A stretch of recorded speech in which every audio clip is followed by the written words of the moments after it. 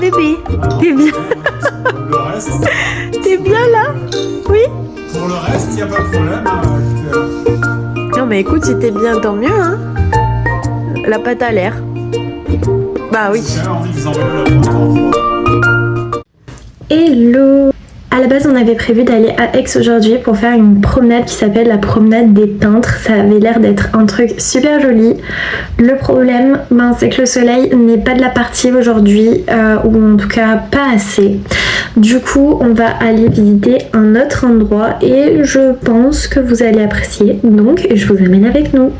C'est parti pour une petite heure de route. Nous prenons donc la voiture en direction de Barjol, un petit village provençal où il fait bon vivre. Bon, à peine arrivé, on s'est arrêté dans un petit coin bien sympa, juste en dessous d'un olivier, histoire de manger un petit bout. Et même si de base je préfère l'automne et l'hiver, je dois avouer que je suis bien contente d'arriver dans une saison où on peut faire des bons petits sandwichs maison et des bonnes salades. Et comme c'est très rare lors de nos sorties, j'ai pris le temps lors de ce repas de prendre quelques minutes et de dessiner ce que je voyais aux alentours. Bon, ce n'est pas glorieux, j'ai encore beaucoup d'entraînement à faire, mais je trouve que pour un premier dessin d'extérieur, c'est plutôt pas mal. Et comme on se trouvait près d'un kiosque à livres, bien évidemment j'en ai profité pour voir un petit peu ce qu'ils avaient à proposer. D'ailleurs j'ai adoré le nom de ce petit kiosque, je le trouvais trop mignon, le croc aux livres. Non mais franchement c'est pas trop chou?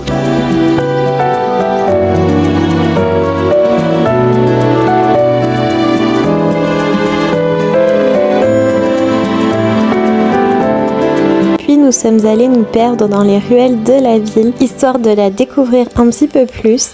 Et même si tout était fermé, je peux vous dire qu'on a adoré cette promenade. J'ai vraiment adoré me promener dans cette ville qu'on pourrait appeler celle aux 1000 lavoirs et fontaines tellement on en a croisé.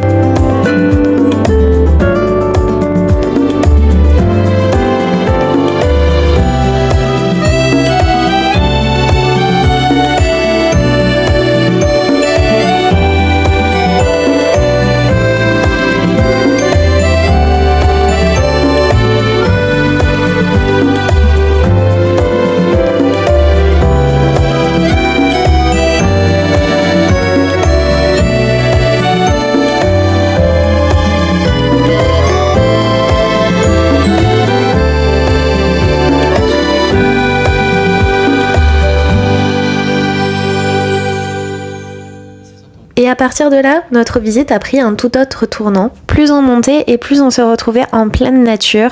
Bon, vous l'aurez compris, on n'était pas du tout habillés pour faire une randonnée. Je pense que la prochaine fois, même si on décide de visiter un village, je m'habillerai en mode trek. Parce qu'avec Renaud, ça finit toujours ainsi. Et c'est pas pour me déplaire, on passe à ma partie préférée de la journée. La découverte des cascades de Barjol. Renaud qui aime bien se casser la figure, il veut passer par là. Moi, je reste sec, ça devrait le faire.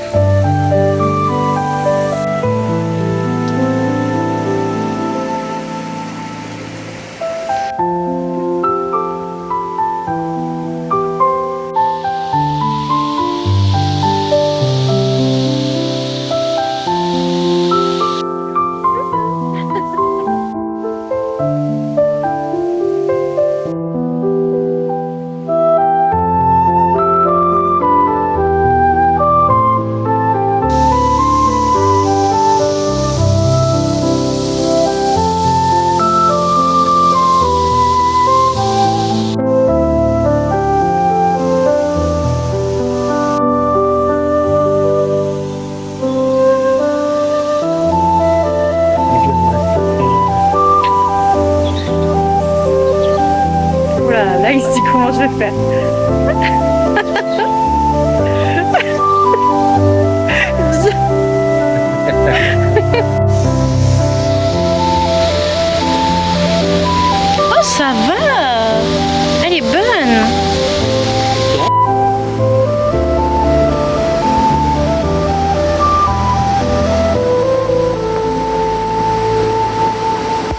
Après avoir profité un long moment des cascades, nous sommes redescendus dans le village histoire de nous rafraîchir un peu et de profiter encore de la beauté de Barjol.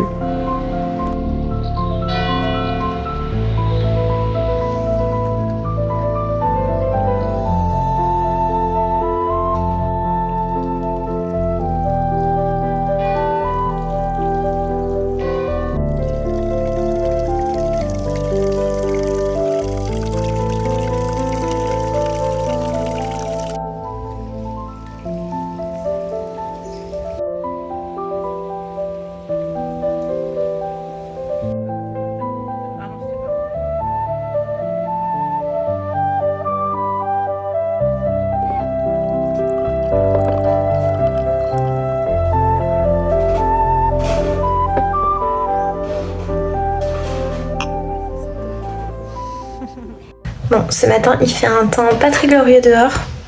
Il commence même à pleuvoir. Bon, après moi j'adore ce genre de temps un peu automnal. Je pense que je vais faire un petit peu de journaling histoire de mettre en lumière la sortie qu'on a fait hier parce que j'ai juste adoré. Et je pense que pour ça, je vais m'inspirer de cette page que j'avais faite pour notre sortie à Gémenos, et plus précisément dans la vallée de Saint-Pons, dont il faut que je vous parle, tellement cette balade était magique. Bon, vous l'aurez compris, nous on adore les promenades en pleine nature, surtout que ce jour-là, il faisait assez beau, assez chaud.